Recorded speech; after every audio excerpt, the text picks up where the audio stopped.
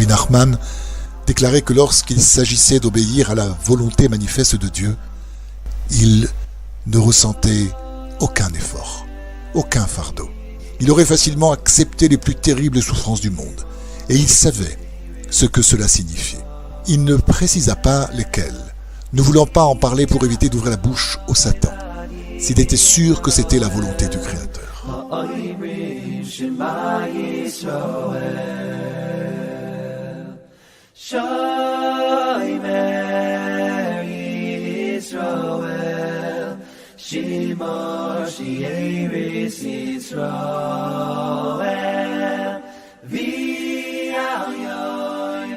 La difficulté majeure et la vraie souffrance pour lui résidait dans la conduite à tenir en l'absence d'instruction du ciel, comme au moment où Moïse ajouta un jour de sa propre initiative.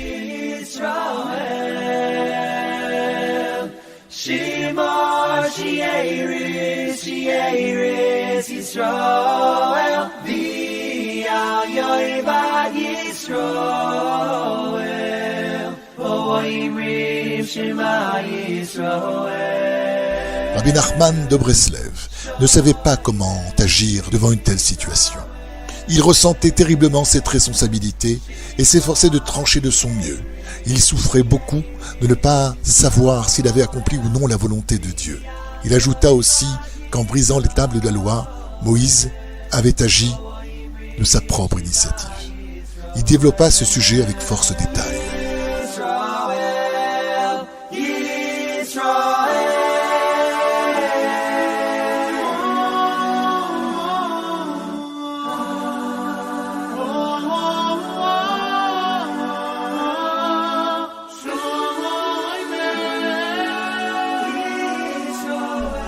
Sur le libre arbitre, Rabbi Nachman se sentait assailli de doutes et ne savait quoi faire.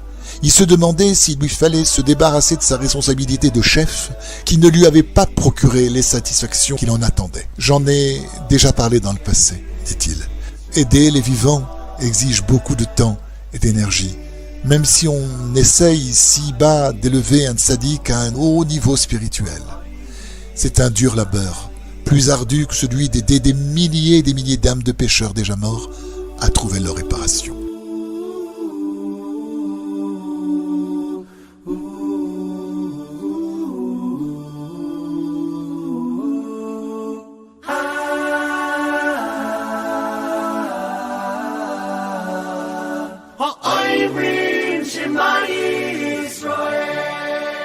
Dans ce monde, les gens jouissent de la faculté du libre arbitre.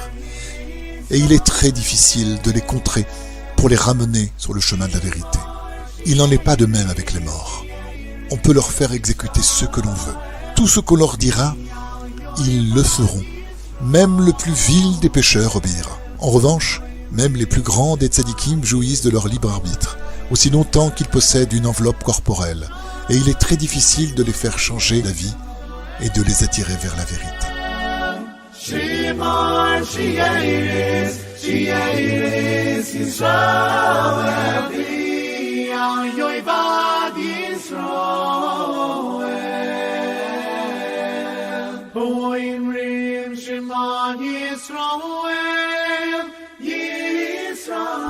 Ainsi qu'il ne cessait de le répéter, il avait sans répit œuvré à rectifier d'innombrables âmes laissées sans réparation depuis longtemps. C'était sa tâche principale. Et c'est la raison pour laquelle il se demandait s'il ne fallait pas s'y consacrer complètement et abandonner son rôle de dirigeant. Il hésitait parce qu'il avait conscience que le fait d'aider un individu jouissant de son libre arbitre à revenir vers Dieu est un acte inestimable.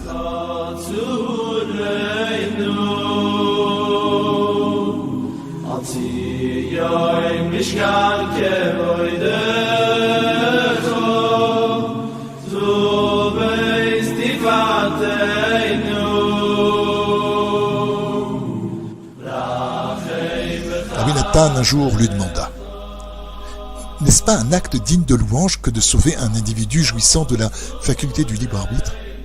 Certainement, c'est une œuvre incomparable. Cela va sans dire, mais il y a une chose que tu oublies. Le temps que cela demande. Il ne fait pas de doute qu'aider, malgré les difficultés, celui qui possède le libre arbitre à devenir meilleur est un acte extrêmement merveilleux, précieux. Mais il requiert beaucoup de temps et le succès n'est pas toujours assuré. Alors qu'on pourrait employer ce temps à sauver des centaines de milliers d'âmes de défunts.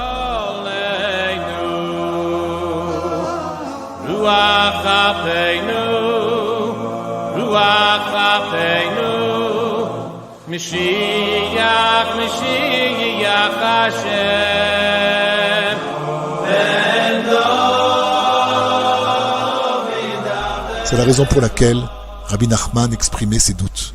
Là devait s'exercer son libre choix, en l'absence de directives claires, à l'instar de Moïse, qui avait rajouté un jour de sa propre initiative.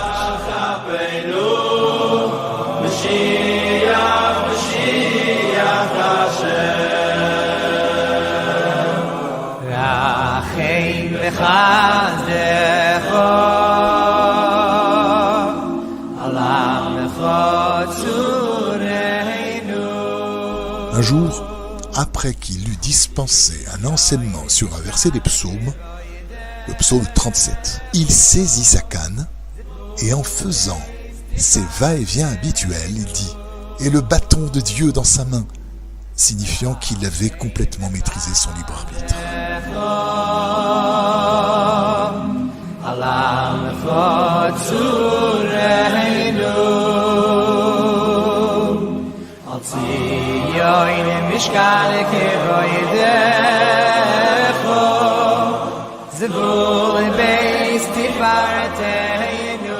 D'après la taille de cette canne, avec son pommeau, il apparaît que Rabbi Nachman était de haute stature.